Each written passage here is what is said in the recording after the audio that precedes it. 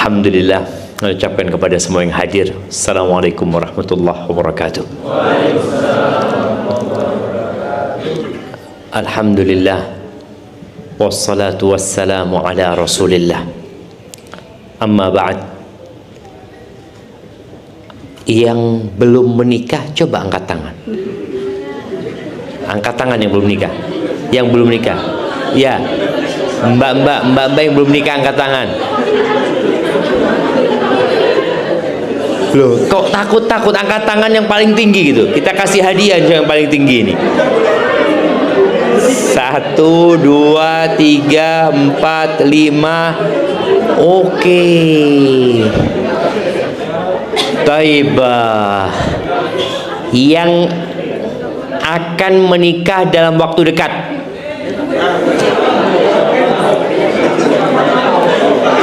Yo, dalam waktu dekat. Coba angkat tangan. Iya, oke. Kasih mic ini, Mas ini. Kasih mic. Masya Allah. Siapa namanya? Nama saya Emil. Emil.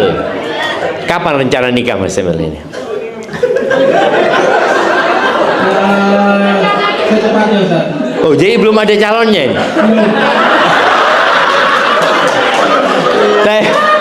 Kayaknya Mas Emil kayak bantal, kasih bantal aja Mas Emil. Nah, paling enggak sudah siap ya. Bantalnya sudah siap insya Allah buat Mas Emil. Masya Allah, ambil mic-nya. Taib, buat mbak-mbak yang tanggal nikahnya sudah ada. Loh, ayo mau dikasih hadiah ini. Mana?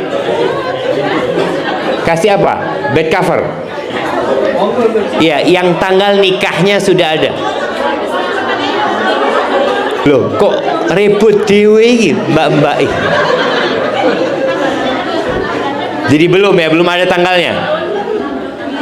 Taib, yang tahun ini mau nikah. Loh, ya itu. Loh, udah ada. Oke, kasih mic dia. Kasih mic dulu baru dikasih hadiah.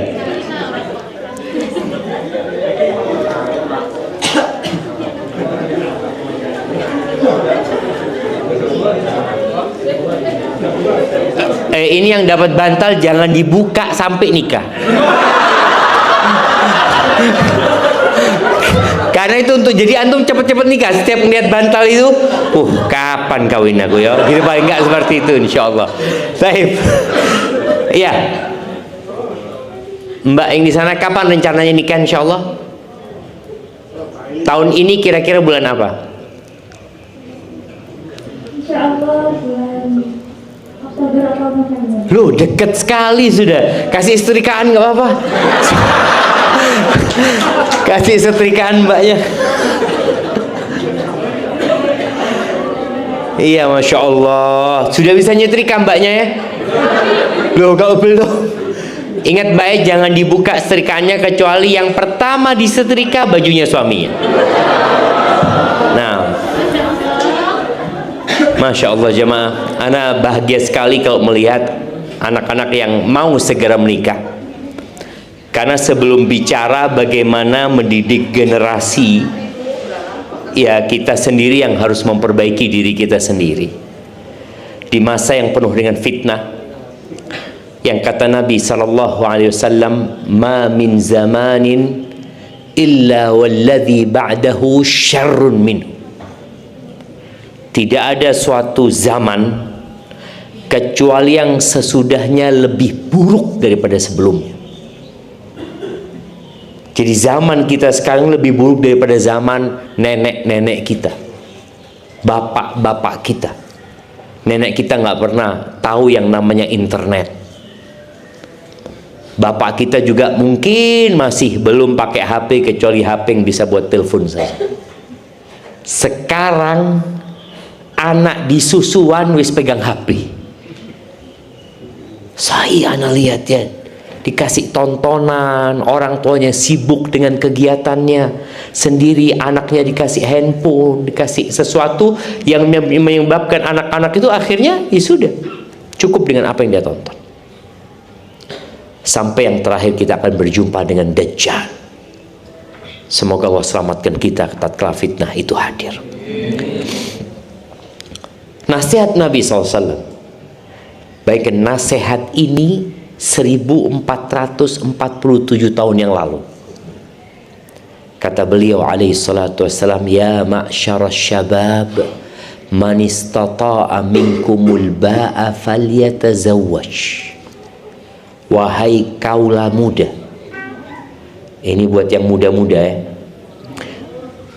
Barang siapa di antara kalian memiliki kemampuan. Kemampuan yang pertama adalah kemampuan secara finansial. Kedua, kemampuan secara mental dan fisik. Ilmu. Barang siapa yang memiliki kemampuan, hendaklah menikah. Sekarang kan orang tua nggak lagi nyuruh anaknya nikah. Kuliah, oh jangan nikah, usai kuliah. Loh, apa urusannya nikah sama kuliah kok dipertentangkan? Kadang-kala sudah punya usaha, alhamdulillah sudah bisa bekerja, jangan nikah kecuali kalau sudah mapan. Loh, lihat sampai mati tidak mapan-mapan, nggak kawin-kawin akhirnya. Karena ada orang sampai mati di rumah kontrakan, jemaah, tidak punya rumah dia. Apakah memang disyaratkan orang menikah harus punya rumah? Enggak. Tapi dia punya tempat tinggal walaupun ngontrak. Maka Nabi SAW mengatakan itu di saat fitnah tidak seperti hari ini. Menikah, kata Nabi SAW. Kenapa? Supaya selamat dari fitnah. Fa innahu aghaddu lil basar wa ahsanu lil farj. Karena dengan menikah itu akan lebih menjaga pandangan dan menjaga kemaluan. Fitnah yang paling membahayakan buat kaum laki-laki apa? Ya wanita. Kenapa kok dipisahin? Kenapa perempuan di belakang kok nggak di depan? Bapak-bapak, kadangkala kalau sudah masuk lift, keluar lift, ada istilahnya apa? Ladies first ya. Jangan. Kita dulu, yang laki dulu yang keluar. Soalnya kalau perempuan dulu yang keluar, antum liatin dari belakang, Masya Allah. Makanya antum keluar dulu. Betul seperti itu adabnya memang. Terus kalau nggak bisa nikah, apa solusinya? Puasa, kata Nabi SAW. Sekarang nikah enggak, puasa enggak. Dulu fitnah terjadi kalau orang keluar rumah. Jadi bisa disebut sekarang ini fitnah di luar rumah dengan di dalam rumah lebih dahsyat di mana? Di dalam rumah. Di dalam rumah itu dengan adanya handphone ya. Nabi SAW pernah menyampaikan tidak akan terjadi kiamat kecuali ada 6 perkara yang kalian lihat. Salah satunya wa fitnah. Dan fitnah yang masuk ke setiap rumah orang Arab. Fitnah itu masuk ke dalam rumah. Dulu orang kalau mau melihat perempuan ya harus keluar rumah. Makanya ada istilah kalau ke mall ngapain? Cuci mata dulu kan. Orang ke mall bukan mau belanja, cuma mau cuci mata. Sekarang cuci mata di mana orang-orang? Di handphonenya. Yang seharusnya dia tundukkan matanya, na'udzubillah. Ternyata dia menggunakan nikmat Allah itu dalam kemaksiatan. Maka menikah menjadi solusi untuk semuanya. Di Malang ini beberapa waktu yang lalu ada ya kehidupan semacam kumpul kebo yang disebut apa? Kohabitasi. Iya, betul. Yang hidup serumah, mereka belajar berumah tangga katanya. Kok iso belajar berumah tangga?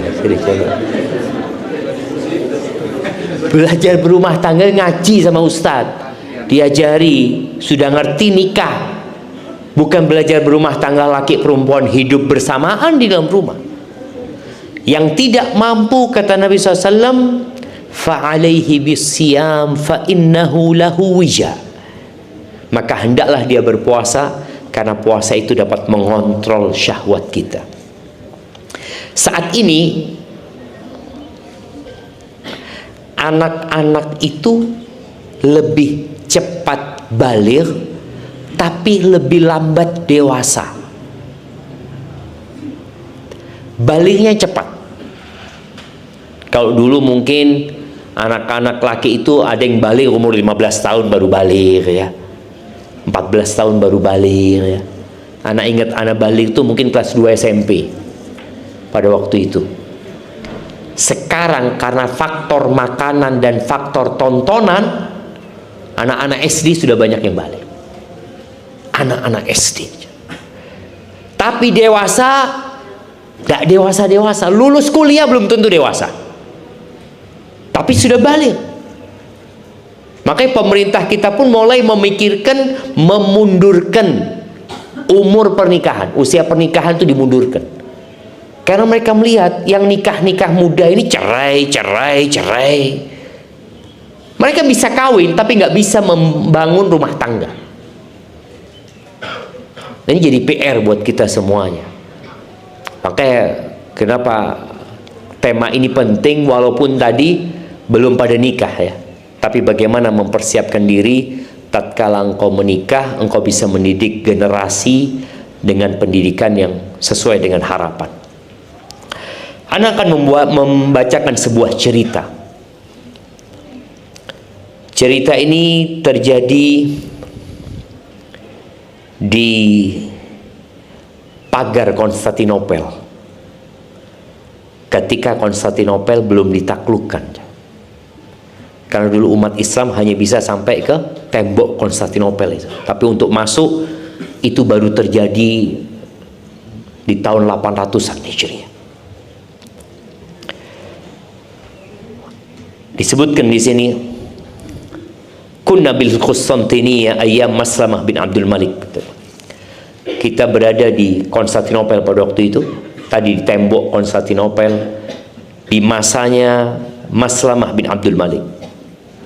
Di tengah-tengah kita waktu kita ngobrol itu ada Ibn Muhairiz dan Ibn Dailami, Wahani Ibn Kulthum ya, ini orang-orang soleh ini. Akhirnya kita cerita tentang akhir zaman. Ini cerita kira-kira 1300 tahun yang lalu anggap coba. Atau 1350 tahun yang lalu. Ini cerita tentang akhir zaman. Ngomong bahwasanya akan terjadi fitnah-fitnah yang begitu menakutkannya. As-Saibani yang meriwayatkan cerita ini, dia berkata, "Fadiktu dzir'an bima sami'tu." Aku jadi ketakutan dengan apa yang aku dengar, dengan fitnah-fitnah yang akan terjadi di akhir zaman.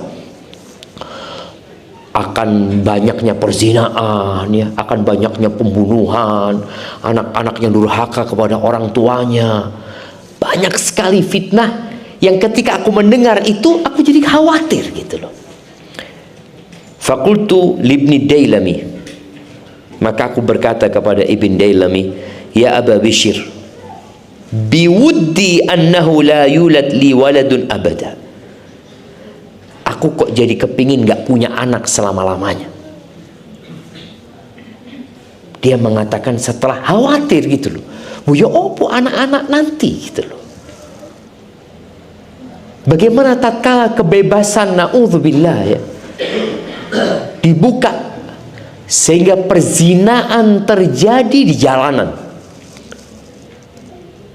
Dan Nabi SAW menyebutkan di antara tanda-tanda kiamat itu wa tadharul fahisha hatta tafshu, akan nampak atau tantashir yang namanya kekejian.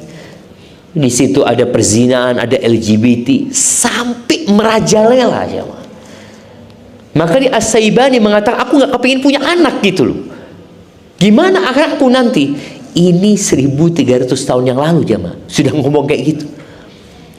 Karena dia beriman bahwa apa yang disabarkan Nabi SAW pasti terjadi. Dia yakin. Kapan? Dia nggak tahu. Tapi yang dia pikirkan bagaimana dengan anak keturunanku nantinya. Ketika menghadapi yang seperti itu.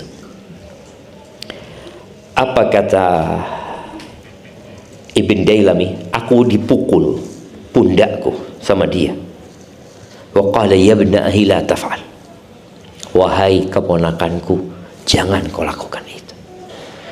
Fa innahu laysa min nasamatin kataballahu laha an takhruj min sulbi rajulin illa wa hiya kharij. Tidak ada manusia yang sudah Allah tetapkan akan lahir, pasti akan lahir. Jadi kita nggak kepingin punya anak, kalau Allah kepingin, ya jadi anak. Berapa banyak orang-orang yang mungkin ingin punya anak sampai berangkat ke rumah sakit hebat ya. Tapi kalau Allah katakan nggak punya anak, ya nggak punya anak. Karena semua berada dalam ketentuan Allah Azza wa Jalla. Insya'a wa in aba. Dia mau, dia nggak mau, kalau sudah Allah tetapkan anak itu lahir, lahir anak itu jemaah. Lalu apa solusinya ketika kita takut dengan fitnah itu? Ibn Dailami mengatakan, ala adulluka ala amrin in anta adraktahu najjakallahu minhu. Engkau mau nggak aku kasih sebuah amalan yang kalau engkau mendapati fitnah-fitnah itu, engkau akan selamat, diselamatkan Allah Azza wa Jalla. Wa in tarakta waladaka min ba'dika hafizahumullahu fi. Kalau engkau meninggal dunia dan engkau punya anak-anak, maka anak-anak itu akan dijaga sama Allah Azza wa Jalla untukmu. Ya, siapa yang nggak mau? Nah, ini yang jadi tema kita. Bagaimana kita menghadapi fitnah selamat, dan bagaimana tatkala kita meninggal dunia, anak-anak kita selamat menghadapi fitnah yang ada.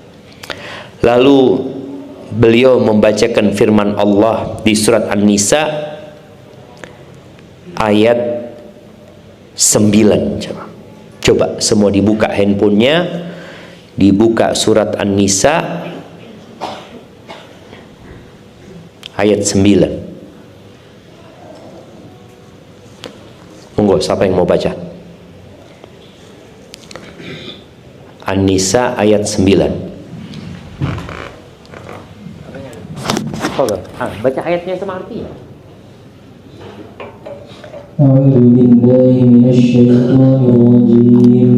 Lam yakhsha alladziina taraku min khalfihim dzurriyyatan dhi'afan khafu 'alaihim falyattaqullaha qawlan sadida. Hendaklah merasa takut orang-orang yang mati meninggalkan setelah mereka keturunan yang lemah yang mereka khawatir terhadapnya.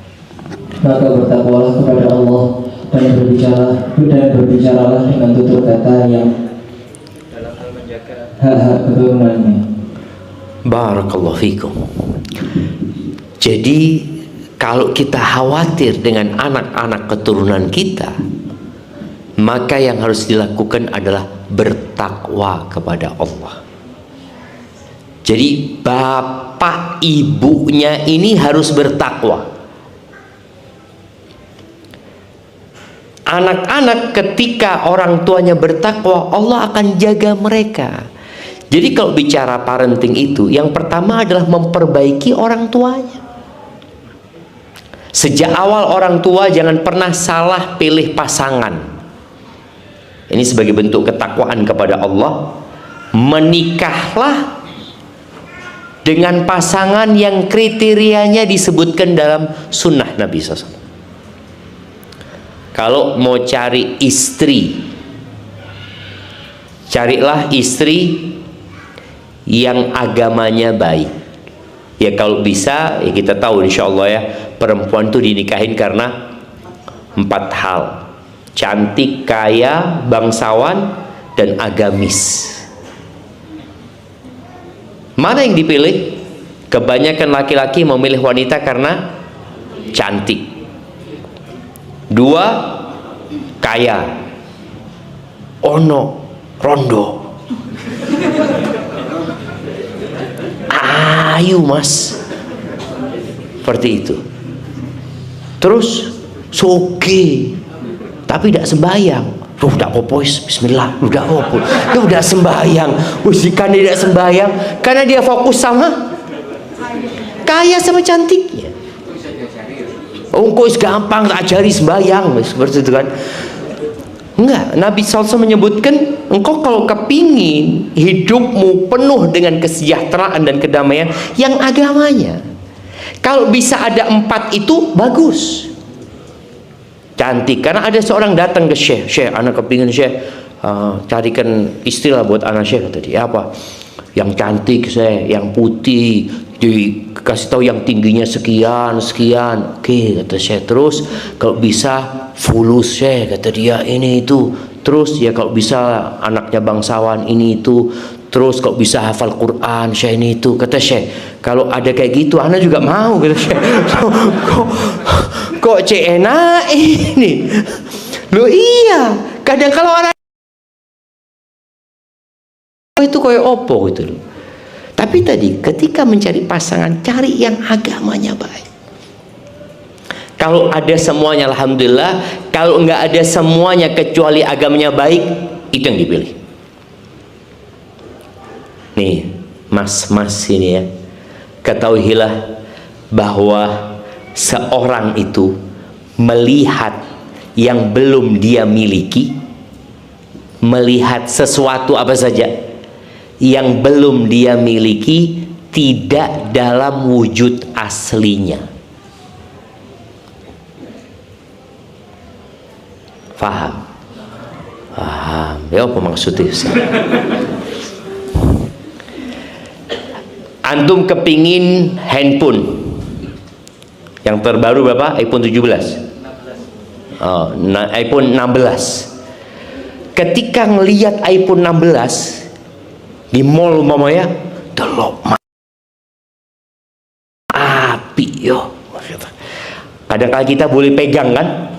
Dipegang, dilihat, dia nyoba kayak gitu, masya Allah. Kemudian ketika lihat sahibnya beli, dilihat dari jarak jauh, kenapa ini, masya Allah. Terus pokoknya dia kebayang mimpi iPhone 16. Dan alhamdulillah Allah takdirkan. Apakah perasaan dia sebelum beli, sebelum memiliki, dan sesudah memiliki sama? Tidak sama. Setelah memiliki biasa ya ternyata. Iya sama. Rumah nih, kita di Permata Jingga ya. Orang ketika lewat rumah sing paling api di mana Mas? Jumeirah ya. Setiap lewat sana, kapan dia omane gini ya? Oh terus 2 tahun setiap lewat kapan duwe? Setelah duwe biasa kayak gini ya. Itu manusia seperti itu. Ini juga sama. Loh, sungguhan jemaah. Setiap lewat depan rumahnya, iki tidak ono uongi. Cuma lewat langsung ndrodok ati, masya Allah kata.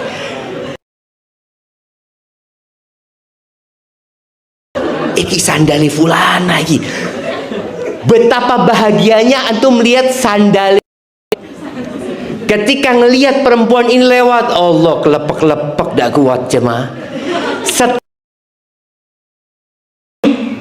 Keluar dari kamar mandi, antum sibuk sama handphonenya. Apa? Dilihat istrinya jemaah. Tidak dilihat. Dan seperti itulah dunia ini. Maka kenapa Nabi SAW menfokuskan kepada agamanya? Karena kalau cantik itu kira-kira bisa ditambah apa enggak? Nah, bisa. Umur swidak tambah ayu, tambah ayu, tambah tuwek dulu. Jadi hukum asalnya ya mungkin dipermak titik ya ini itu, tapi dengan bertambahnya umur tetap bertambah tua. Mau di skincare, mau di dempul, mau di opokno keriput, apalagi operasi, aduh kesian enggak. Artinya dia dengan bertambahnya umur berkurang kecantikannya, tapi dengan bertambahnya umur manusia bisa bertambah agamanya. Dulu anak nggak pernah sholat malam, Ustaz. Sekarang sholat malam nambah. Dulu nggak pernah ngaji, Ustaz. Alhamdulillah nambah. Ini kecantikan yang bisa ditambah agama. Fadfar bidzatid din taribat yadak. Dan ketika seorang suami itu sebelum menikah sudah milih, insya Allah dia menjalankan amanah sebagai seorang bapak. Cerita Abul Aswad Ad-Du'ali yang dia ngomong sama anaknya, aku telah berbuat baik kepada kalian wahai anak-anakku. Kapan? Ketika kalian kecil, ketika kalian dewasa, dan tatkala kalian belum lahir. Itu anaknya tanya, ayah, gimana engkau bisa berbuat baik kepada kita? Kita belum ada. Apa kata ayahnya? Ikhtartu lakum umman la tu'ayyaruna biha. Aku pilihkan buat kalian seorang ibu yang kalian tidak akan dicela karenanya. Dipilih, no. Ada istilah orang-orang sekarang memperbaiki keturunan. Tapi yang diperbaiki hanya fisiknya, bukan agamanya. Ini orang enggak, aku pilihkan yang kalian enggak akan dicela. Anaknya sopo? Oh, anaknya Ummu Fulana. Masya Allah, gena-gena anaknya. Bukan gena-gena wajahnya. Anaknya nurut-nurut, anaknya hafal Quran, anaknya soleh. Bapaknya yang akan dipuji. Bapaknya tidak salah pilih istri. Nah, siapa namanya tadi? Emil. Wes, kira-kira kebayang. Nah, kemudian di antara sabda Nabi SAW, beliau mengatakan, ala adullukum binisaikum min ahlil jannah. Nih buat ibu-ibu juga nih ya. Nabi mengatakan alaihi salatu wasallam, kalian mau nggak aku kasih tahu wanita-wanita calon penghuni surga? Nah, kalau mau milih itu yang kayak gini, wanita calon penghuni surga, bidadari surga dia, tapi masih hidup di muka bumi. Kullu waludin wadud. Diriwayatkan dikatakan aud. Ada 3 sifatnya. Perempuan ini adalah perempuan yang penyayang. Kan ada perempuan-perempuan itu yang kasar be anak-anak jemaah. Tak seneng be arek-arek. Kalau ada anak ikan esopui, kayak mau diusir gitu. Ada perempuan-perempuan kayak gitu, nggak penyayang dia. Sama suami juga nggak sayang, sama anak juga nggak sayang. Yang dia kejar apa? Fulus. Ada perempuan yang target hidupnya karir aja dia. Bahkan anak mau kayak apa nggak ada urusan. Ini perempuan penyayang. Sayang sama suaminya, sayang sama anak-anaknya, sayang sama orang tuanya, sayang sama kerabatnya, sayang sama mertuanya. Waduh, ya Allah, nyeneng no perempuan ini sudah. Yang kedua, walud. Walud iki ake anake, suka punya anak. Nah, Mas Emil, ini Mas Emil, rencana punya anak berapa insya Allah? Keinginan. Dua. Kenapa kok cuma 2?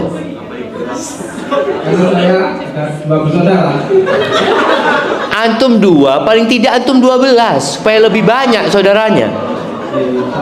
Amin. Amin 12 insya Allah ya. Iya, walud. Jadi perempuan ini, karena sekarang muncul generasi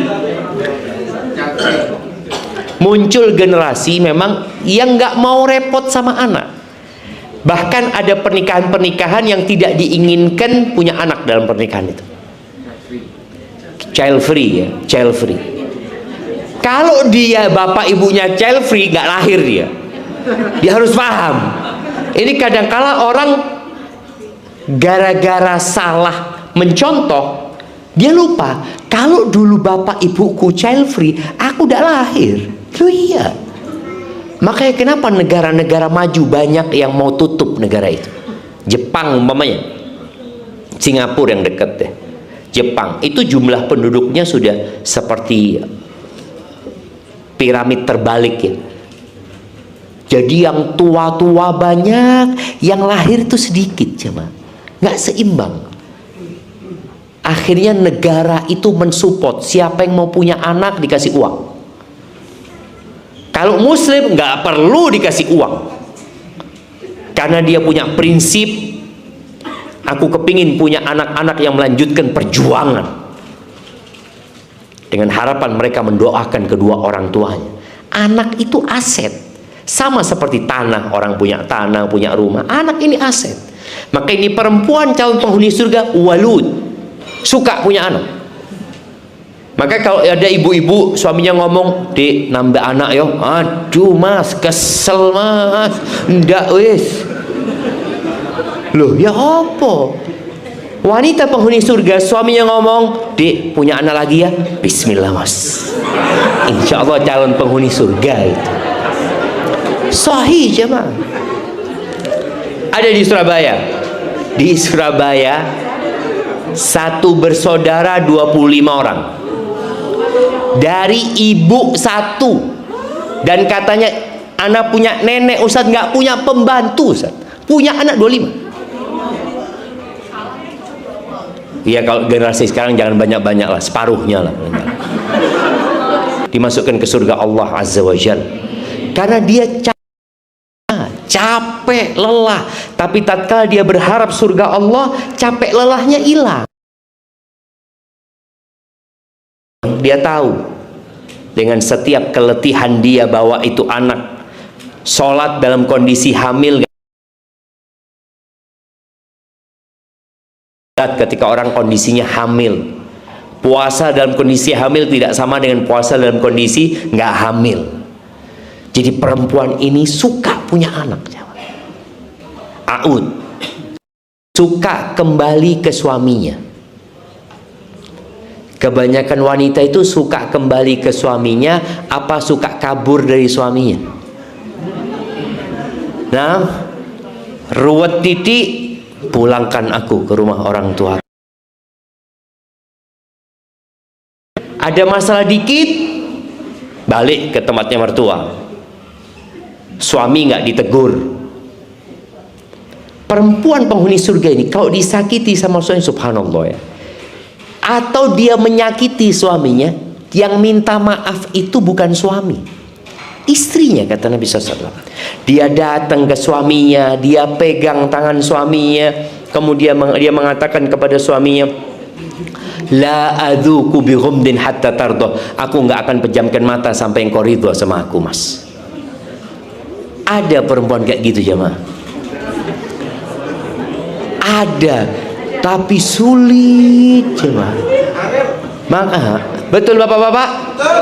Oh lihat, setuju bapak-bapak. Jadi yang minta maaf itu istri apa suami?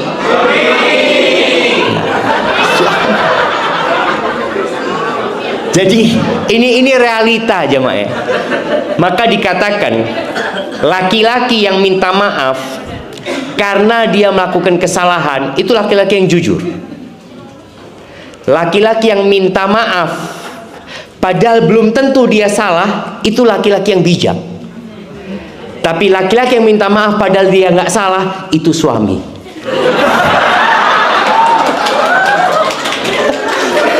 Loh, antum setuju enggak bapak-bapak? Loh, setuju. Apa seperti itu ibu-ibu? Lihat. Memang kayak gitu kenyataannya. Padahal perempuan penghuni surga itu yang suka minta maaf. Dan bedanya suami sama istri kalau minta maaf, kalau suami minta maaf mengatalah. Jadi dia ngomong lihat dia salah. Enggak. Kalau laki langsung jaluk sepuro gitu loh. Ya Allah, memang berat masuk surga itu saja berat gitu loh. Tapi seperti itu wanita penghuni surga. Maka tadi paling tidak seorang suami, seorang laki-laki kalau cari pasangan demi mendapatkan anak-anak yang dijaga sama Allah, engkau jangan salah pilih. Begitu pula dengan di sini para perempuan ya yang belum menikah atau yang sudah menikah. Sebagian orang sudah menikah dan merasa salah pilih suami. Ada yang merasa salah pilih suami? Enggak salah Ustaz, itu takdiri kayak gini. Nah, tadi ada mungkin yang merasa salah gara-gara memang dia ketika menikah dia tidak memilih agamanya suami. Padahal kata Nabi SAW, "Idza ja'akum man tardawna dinahu wa khuluquhu fa'ankihu." Apabila datang kepada kalian seorang laki-laki yang agama dan akhlaknya kalian sukai, bukan wajahnya, bukan pekerjaannya, bukan kemapanan hidupnya, tapi dua hal. Kalian suka sama agama dan akhlaknya, kawinkan. Terimalah pinangan orang itu. Wa illa, kata Nabi SAW, kalau kalian tidak menikahkan, takun fitnatun fil ardi wa fasadun arid, maka akan terjadi fitnah di muka bumi, akan terjadi kerusakan yang melebar kemana-mana gara-gara orang memilih suami yang nggak soleh. Akhirnya anak-anaknya nggak soleh juga karena nyontoh bapaknya nggak sembahyang. Kadangkala ada bapaknya yang narkoba, bapaknya suka malam pulang malam gara-gara judol ini macam-macam. Itu terjadi. Yang salah siapa? Ya engkau, kenapa engkau mau gitu loh. Maka kalau sudah terjadi itu, bertobatlah kepada Allah. Karena boleh jadi dia harus minta maaf sama anak-anaknya. Nah, sepurone nak ya, mama memang dulu waktu nikah sama bapak itu ngelihat kepada uangnya bapak. Boleh jadi. Bagaimana cara mengetahui agamanya seseorang? Ya paling tidak kalau mau tahu agamanya Mas Emil, tanya sama imam masjid. Tanya, Ustadz, ini Mas Emil ini di soft pertama kali, di soft yang mana kalau sholat? Oh, Mas Emil ini jadi imam terus, tapi imamul masbuqin, imam telat-telat. Umpamanya. Nah ini umpama gitu kan. Jadi orang itu kan tanya sama imam. Apalagi khotib Jumat, kan ada kelihatan khotib itu sama jamaahnya. Ada yang ketahuan, aduh fulan, Masya Allah fulan, Jumatan selalu telat di belakang. Ada yang seperti itu. Itu kalau mau tahu agama. Kalau mau cari akhlak seseorang, jangan di masjid. Karena di masjid semua orang akhlaknya baik. Tapi kalau mau tahu akhlak orang itu, di tempat kerjanya. Bagaimana fulan? Allah fulan, utang setahun tidak bayar-bayar. Nah, itu indikator akhlak buruk itu susah bayar utang. Jadi kalau punya kawan susah bayar utang, ini akhlaknya buruk sudah. Yang kedua, kalau lagi makan bareng dompetnya ketinggalan, ini termasuk akhlak buruk. Aduh sepuro nih dompetnya ketinggalan, akhirnya temennya yang bayarin ya. Seperti itu. Ada kondisi seperti itu. Karena kebakhilan ini juga akar permasalahan dalam rumah tangga. Ibu-ibu, anak mau tanya sama ibu-ibu ini, mana yang dipilih?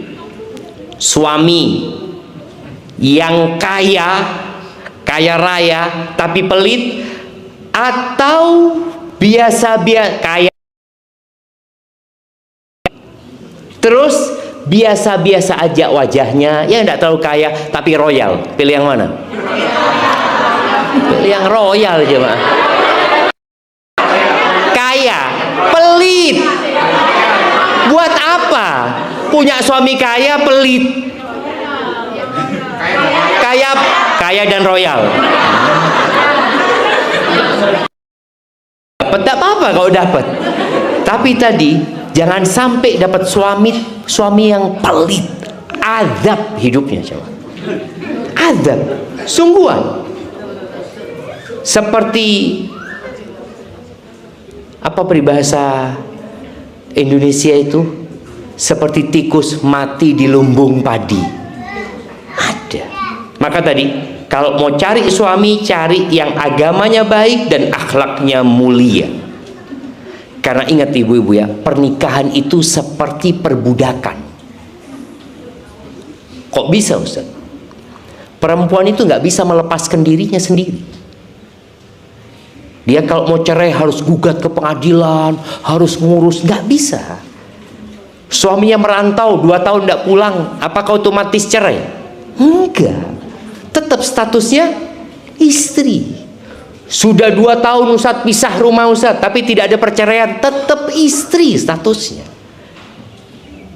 Maka orang harus benar-benar berhati-hati ketika menikah. Ini demi tadi mendidik generasi masa depan. Jadi orang tua harus soleh dulu, supaya anak-anaknya soleh. Niatkan menikah itu untuk memperbanyak umat Nabi Muhammad SAW. Niatkan menikah itu untuk menyempurnakan agamanya. Karena banyak di masyarakat menikah karena sudah menghamili anaknya orang. Sekarang itu banyak pernikahan dini itu gara-gara hamil. Dulu ya, tahun 90 atau 89.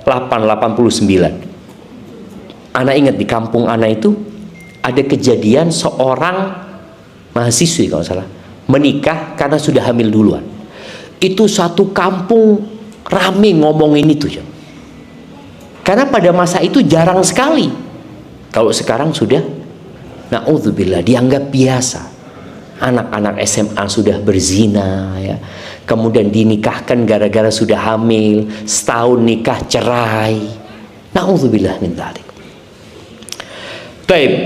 Yang kedua, setelah menikah dengan niat tadi menyempurnakan agama, memperbanyak umat Nabi alaihi salatu wassalam ya, baru dia harus memikirkan mendidik anak-anaknya.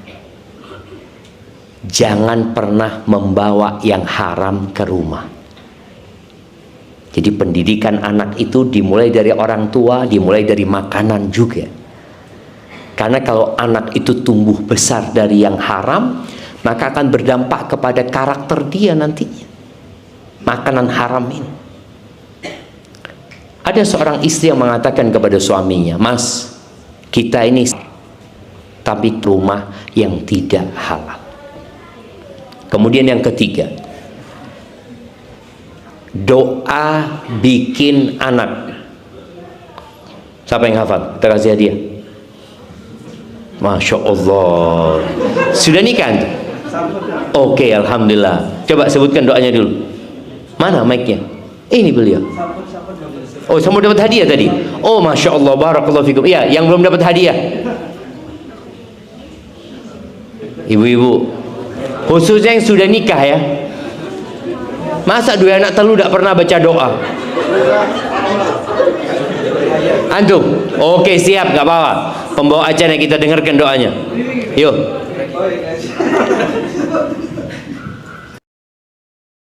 Nikah. 1 tahun setengah. 1 tahun. Udah. Alhamdulillah sudah. Alhamdulillah. Apa doanya? Allahumma jannibna syaitan.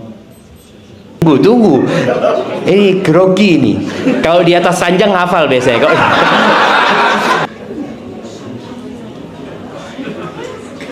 kurang dikit. Allahumma jannibna syaitan.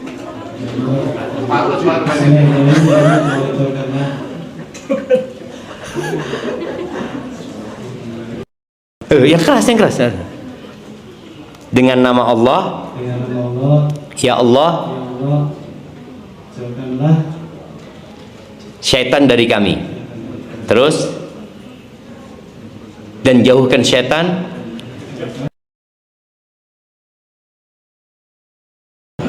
itu. Benar tuh baca itu. Kasihkan hadiah. Separuh hadiah.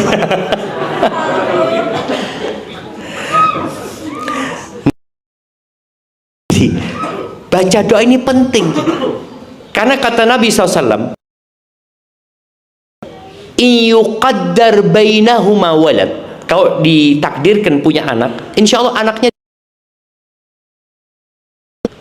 jadi akan tumbuh besar bertakwa kepada Allah SWT. Sebagian berusuk, tunggu dulu, baca doa. Suruh baca doa, betul jemaah. Karena takut jadi anak ini bapaknya nggak baca. Itu baca doa.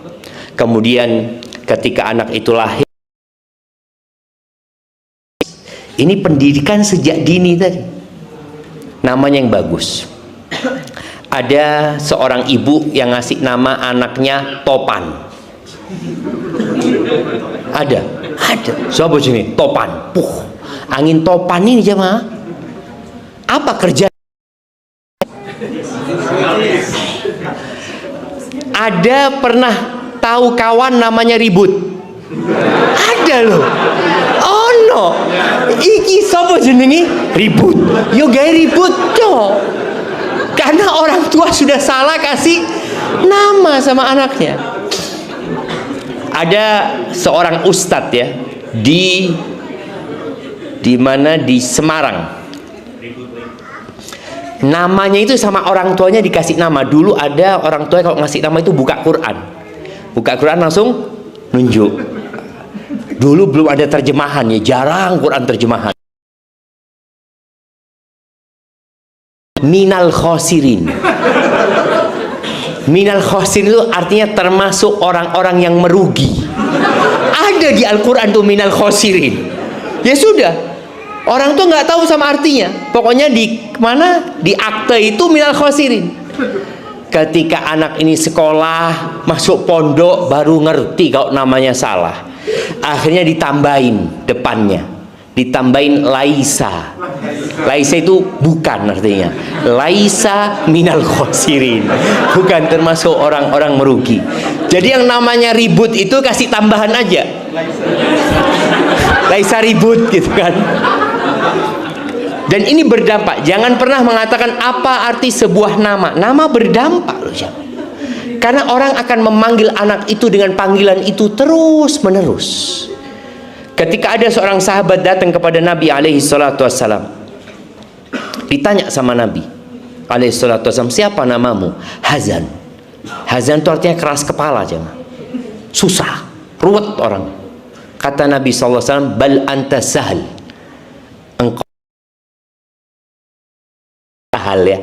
Sahal itu lawannya hazan. Gitu. Apa kata orang ini? Aku nggak akan ganti nama pemberian orang tuaku.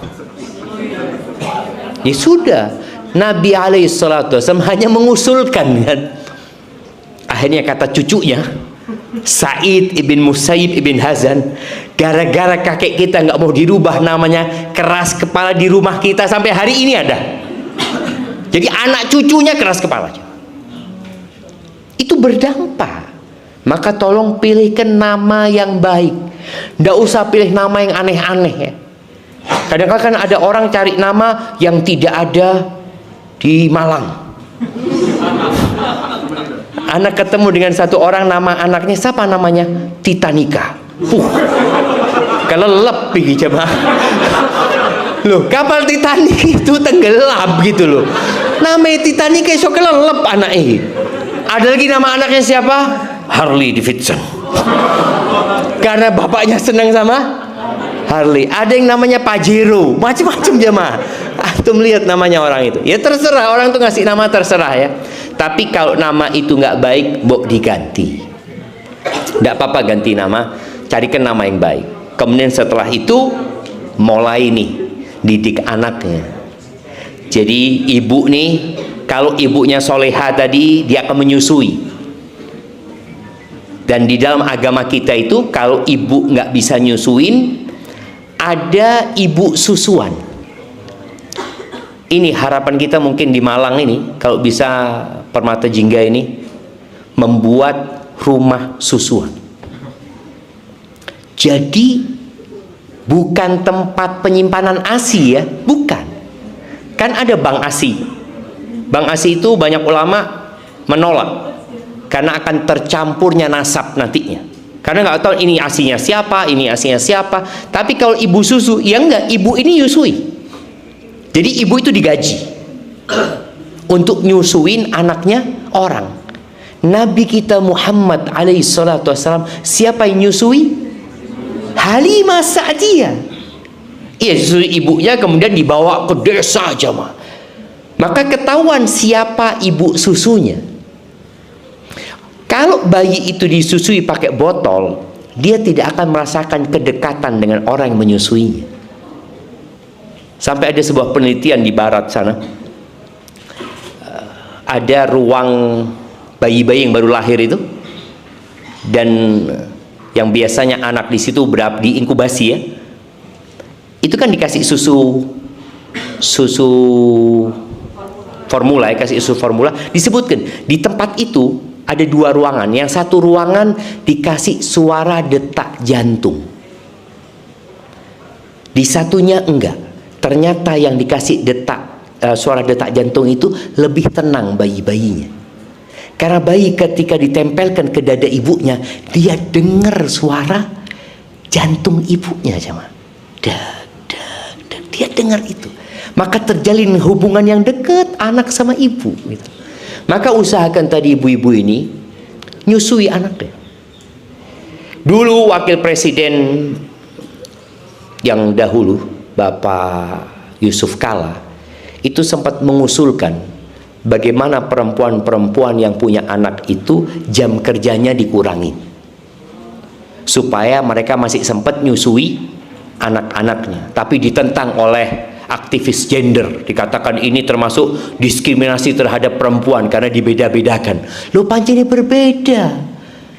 Beda, yang hamil siapa? Perempuan gitu loh. Seharusnya dia diperlakukan lebih. Yang melahirkan siapa? Perempuan. Yang nyusui siapa? Perempuan. Tapi ada aktivis gender yang menuntut persamaan, nggak mau, harus tetap sama. Lu gimana? Ada terjadi kezaliman kepada para wanita itu nantinya. Maka tadi usahakan menyusui. Dalam penyusuan itulah ibu ini banyak berzikir, banyak baca doa. Ojo nonton TikTok. Lu kadang kala mbik nyusui mbik joget. Iki anak sih disusuan wis diajari joget orang tuanya. Auzubillah min dzalik ya. Sang bapak juga tadi usahakan mendidik anaknya dengan cinta dan kasih sayang. Gendong anaknya sesekali, mencium anaknya. Nabi Muhammad alaihi salatu wassalam itu gendong cucunya. Sholat ke masjid, digendong, ditaruh di sini jemaah. Umamah bintu Abil As, putrinya Zainab bintu Muhammad SAW. Itu sholat dibawa sama Nabi SAW. Ini salah satu bentuk pendidikan cinta dan kasih sayang plus memberikan teladan. Anak kecil itu nggak bisa dikasih tahu sholat kayak gini, harus kayak gini, nggak bisa. Dia perlu dikasih contoh. Maka bapak-bapak hendaklah memberikan contoh yang baik. Perbanyak sholat sunnah di rumah. Kata Nabi SAW, waktu anak tinggal berapa menit? 5 menit lagi. Kata Nabi SAW, khairu salatir rajuli fi baitihi. Sebaik-baiknya sholat orang laki itu di mana? Di rumahnya. Anak ulangin. Khairu salatir rajuli fi baitihi. Sebaik-baiknya sholat seorang laki-laki itu di mana? Di rumahnya. Illal maktubah, kecuali sholat wajib di masjid. Jadi sholat qobliyah, ba'diyah, duha, sholat malam itu lebih baik di rumah. Karena rumah kita itu boleh jadi 40 hari nggak ada sholat. Karena istri sedang nifas, nggak ada sholat, masih bayi. Yang hidup di rumah ini cuma 3 orang. Antum, suami, istri, plus bayi ini. Istrinya sedang nifas. Kalau sang suami sholatnya di masjid terus, qobliyah, ba'diyahnya, duha di masjid, berarti 40 hari di rumah tidak akan ada sholat. Maka tolong sholat sunnahnya di rumah. Biar anak itu ngelihat bapaknya sholat. Wallah jamaah, beberapa hari yang lalu anak tersentuh hati anak. Anak jam 2 bangun ke toilet, terus anak sholat witir lah. Lagi sholat witir, anak punya anak.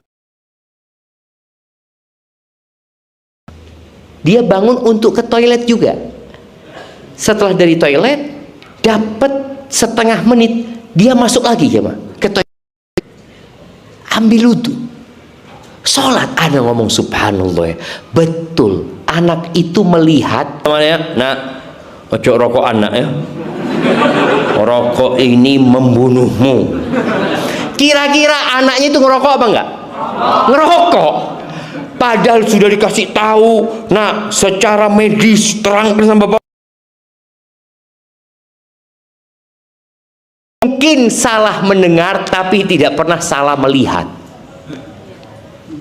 Salah dengar, bapaknya ngomong, nah ojo rokokan, yang dia dengar enak rokokan. Oh iya pak, karena dilihat bapaknya ngerokok. Kalau rokok itu berbahaya, mesti bapaknya nggak ngerokok gitu loh. Maka akhirnya anak tumbuh seperti itu. Maka tolong bapak-bapak ini, masih panjang sebenarnya cerita mendidik ini, tapi itu sebagai mukaddimah. Nanti mudah-mudahan kita kesini lagi lebih panjang lagi. Kita sampai anak itu kecil ya, harapannya anak itu mendapatkan pendidikan dengan teladan. Bapaknya ngomong, anak jangan nonton HP, bapaknya jangan pegang HP. Jangan sampai bapaknya ngomong, nak jangan pegang HP, bapaknya pegang HP.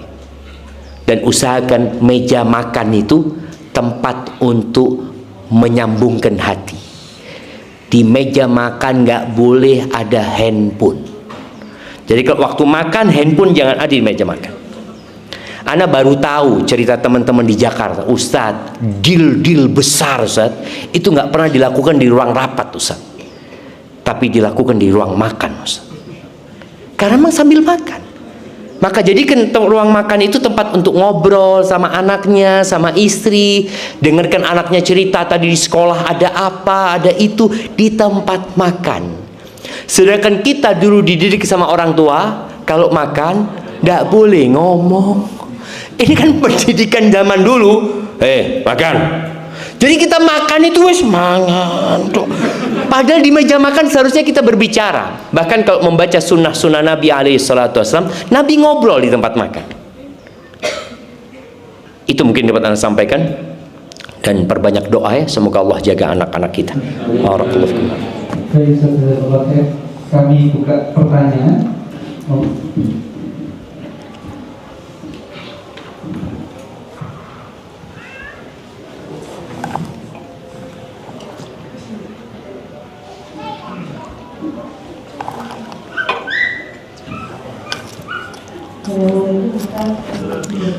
Waalaikumsalam warahmatullahi wabarakatuh. Ini kan kami ini banyak ini minta tadi dari guru-guru di sekolah kami, Pak. Masya Allah. Tahu SD, SMP, SMK. Kalau kami ini sekolah inklusi, Pak, di mana banyak anak ABK yang di sekolah kami. Dan itu tidak mudah buat kami itu. Tapi kami ingin Ustaz mungkin berikan kami semangat juga gitu loh. Masya Allah. Supaya kami tetap selalu semangat mendidik anak-anak kami. Karena kan kalau sekolahnya disaring semuanya pintar kan lebih mudah Ustaz. Di sekolah kami insya Allah enggak Ustaz. Masya Allah, Masya Allah. Ada berapa persen yang ABK itu? Kalau setiap kelas tuh kami menerima 24 kali 2. Setiap kelas itu satu anak ABK Ustaz. Masya Allah, Masya Allah, Masya Allah. Ada guru juga sebenarnya. Subhanallah. Seperti itu. Ya kata Allah sudah memberikan saya anak ABK, anak yang pertama. Jadi saya tetap semangat gitu. Subhanallah. Masya Allah, Masya Allah, Masya Allah. Siap, barakallahu fiik ya. Subhanallah jemaah. Hidup ini ujian. Nanti pada hari kiamat, ketika Allah membagikan pahala,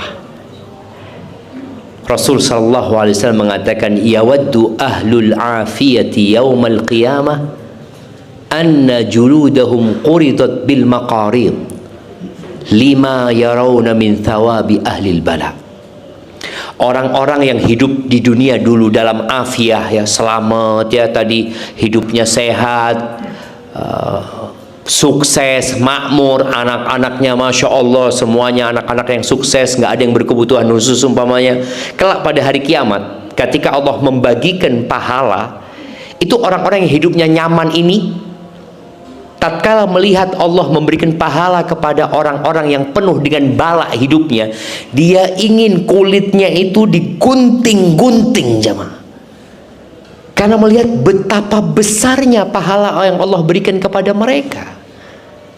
Maka tadi Anda sebutkan, berbeda orang yang sholat dalam kondisi hamil dengan orang yang sholat nggak hamil. Kenapa? Karena pahala itu sesuai dengan kelelahan dan keletihan yang dirasakan. Orang yang anaknya 3 nggak sama dengan yang anaknya 10. Oh, dia cuma 3 anaknya, cuma 2 anaknya, ini 10. Bagaimana capeknya dia mendidik itu anak-anak. Yang punya anak 10 nggak sama dengan yang anaknya 25.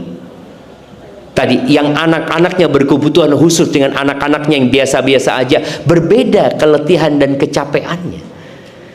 Maka yang perlu dilakukan oleh seorang ini adalah menumbuhkan keyakinan tentang hakikat kehidupan ini, bahwasanya kita hidup ini nggak lama.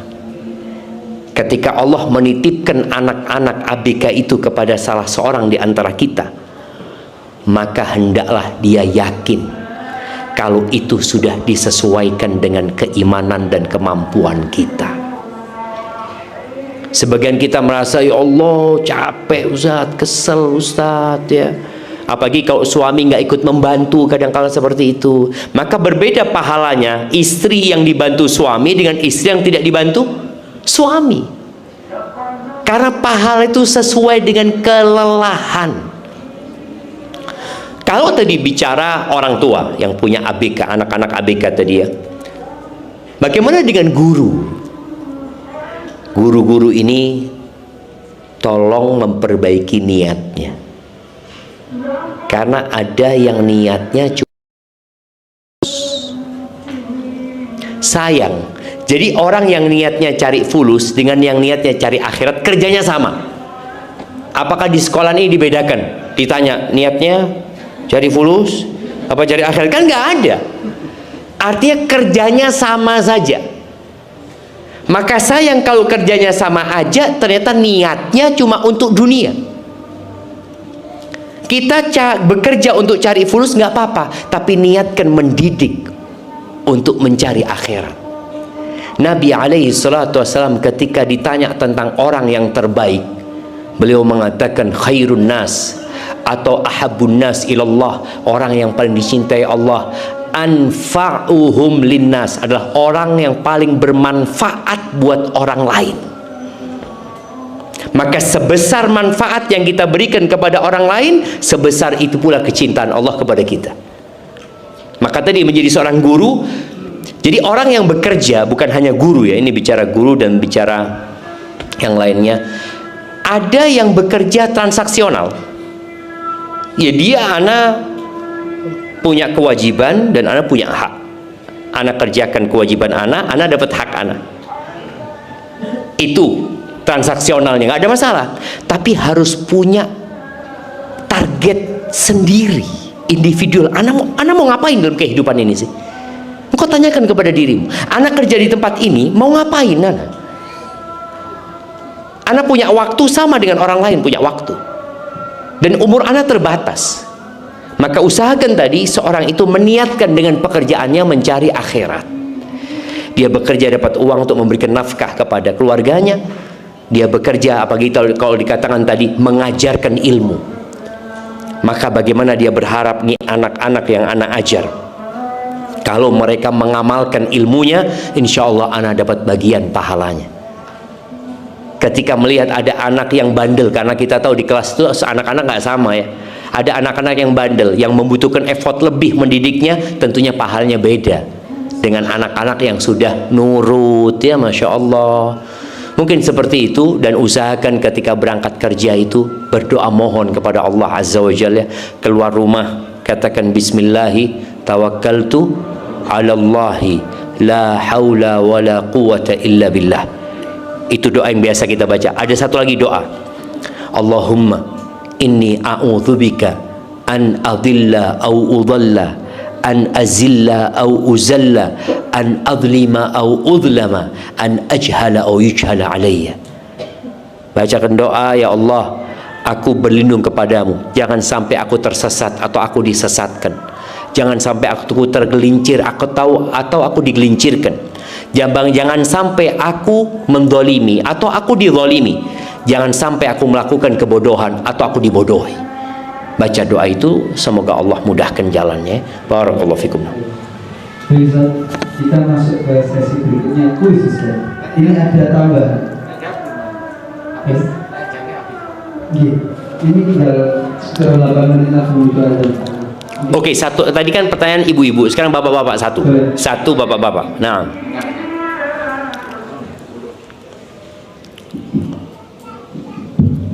Bismillah, selamat.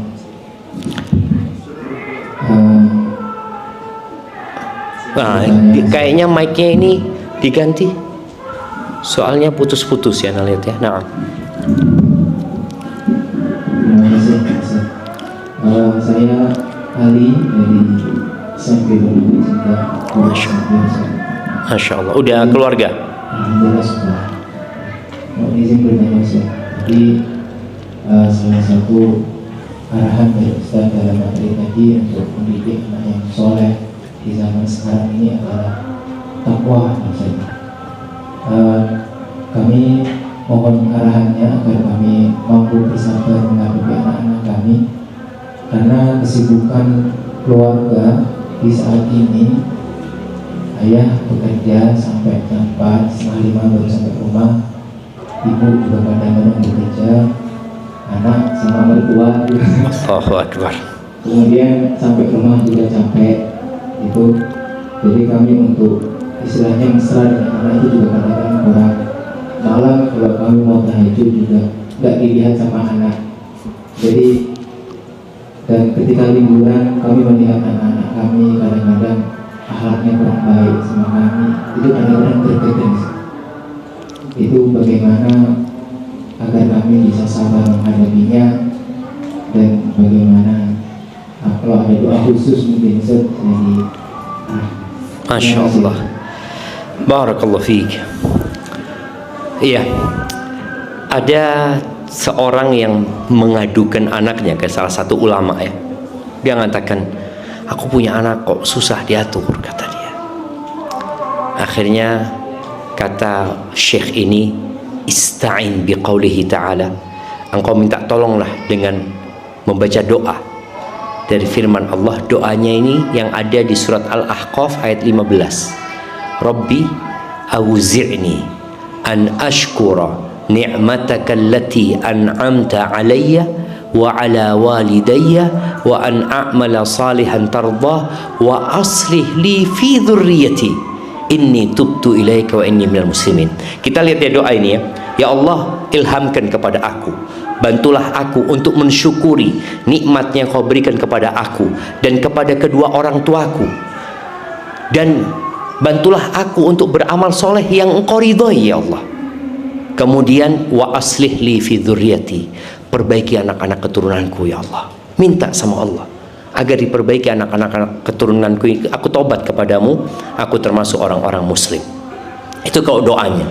Adapun apa yang harus dilakukan, jadi kita dalam kehidupan ini kadang-kala dihadapkan untuk memilih.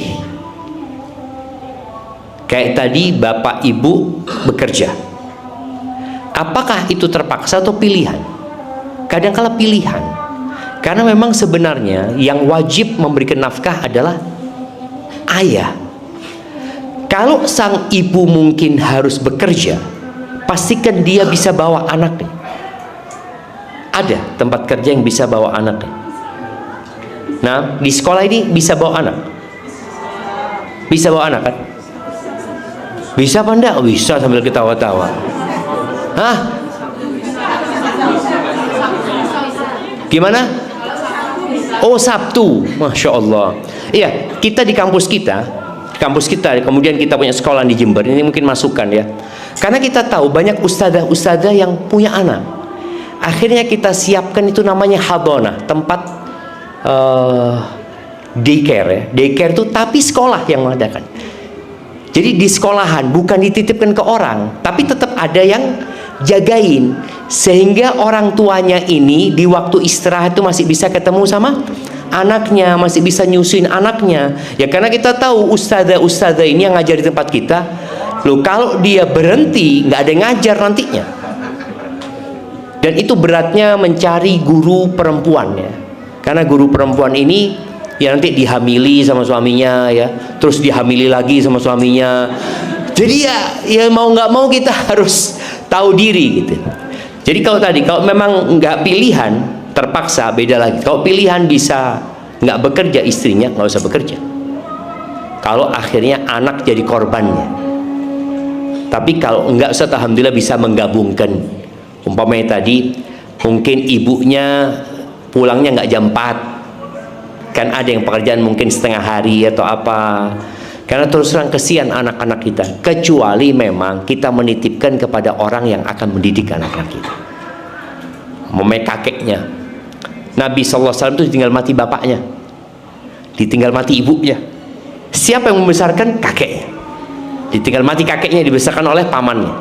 Artinya kalau yang tempat kita menitipkan anak-anak kita orang-orang yang bisa dimintain pertanggungjawaban atas apa yang diberikan kepada mereka, nggak ada masalah. Dan kemudian jangan sampai anak itu diracuni sama keluarga sendiri. Diracuni gimana? Bapakmu itu tidak tanggung jawab, ibumu pisan. Akhirnya dia benci sama bapak sama ibunya. Iya, anak dititipkan ke mbah. Seperti itu. Itu bahaya. Padahal kedua orang tuanya melakukan itu karena cinta sebenarnya sama anak-anaknya. Barakallahu fiik. Nah, jadi kasihkan kepada yang bertanya aja sudah. Oh iya. Iya. Nah, ini ada grand prize Ustaz. Masya Allah. Masya Allah. Ada 2 pertanyaan Ustaz. Ada 2 amplop ini ya. Wallahu alam, isinya ada apa enggak nggak tahu ya. Yang penting ada amplopnya gitu kan. Ini semoga nutut sebelum azan. Monggo ada pertanyaan. Taib. Berkaitan dengan anak, maka sebutkan 7 anak Nabi Muhammad SAW. Angkat tangan duluan kalian. Nah, Yang pertama Qasim, Abdullah, Ruqayyah, Ummu Kulthum, Zainab, Fatimah, Ibrahim. Masya Allah, sahih. Masya Allah, barakallahu fikum. Nanti yang kedua Ustaz. Ini yang kedua. Ini sebenarnya ada 5 Ustaz. Apakah nutut nih Ustaz? Masya Allah. Banyak amplopnya antum ya. Ini 300.000 Ustaz. Masya Allah. Baik. Ini buat ibu-ibu pertanyaannya. Iya. Pertanyaan buat ibu-ibu. Sebutkan 9 istri Nabi Muhammad SAW. Bukan. Ada ini cover ibu. Sofia, Sofia, Khadijah, Khadijah, Aisyah, Aisyah, Sauda, Sauda. berapa? 4. Zainab, Zainab, Ummu Salamah, Ummu Salamah, Juwairiyah. sudah 9. 7 sih.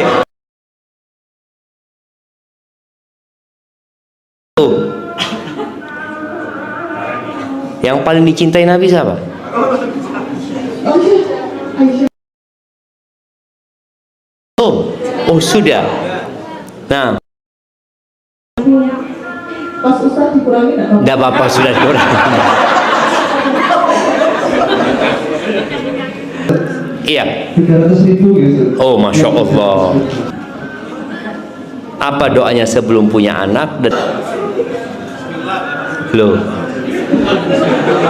Ini pembawa Belakang ada. ada. Tolihin, betul. Yang sudah punya anak itu Rabbi ja'alni muqimas salati wa min dzurriyyati.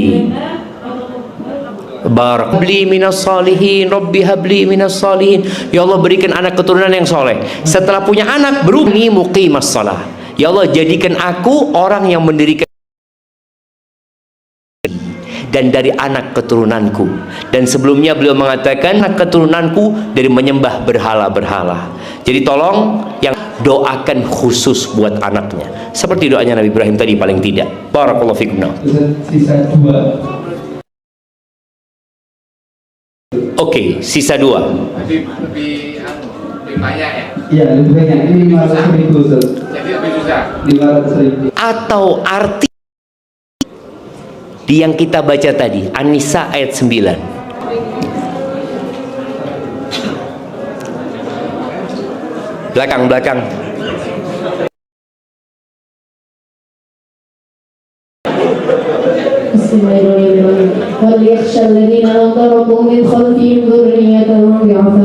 Sudah jamaah?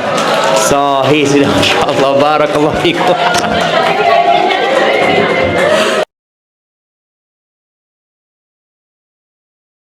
Artinya atau ayatnya, jadi sudah benar. Masya Allah, jazakallahu khair, barakallahu fikum. Na'am. Baik, ya doa kafaratul majlis sudah.